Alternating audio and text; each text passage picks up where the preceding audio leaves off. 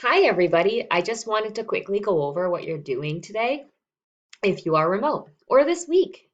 Everyone's doing it. So if you're in my A Block World History class, if you are in cohort 2, what you're going to do is you're going to go to classwork and you're going to find an assignment posted for you guys that is two ed puzzles and a Marie Antoinette reading.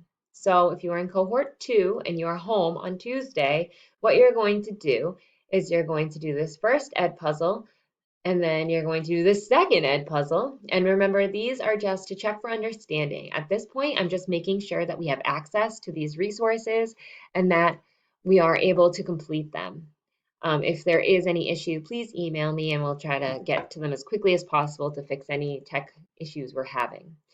You are also going to be doing this Marie Antoinette reading.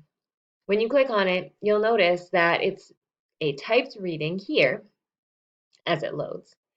And you also have the option to click here for my audio file. So if you don't feel comfortable reading it, you want me to read it to you, you can click here. Then you're just going to answer these last couple of questions directly on the document, and then you're going to attach it to the assignment.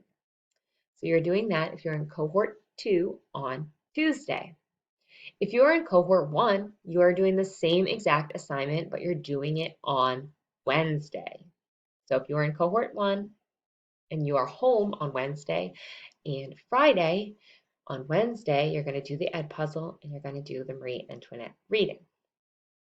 All right. Cohort 2, when you are home on Thursday, sorry, thinking about it. So when you're home on Thursday, you are going to complete this attached assignment on the 3 estates.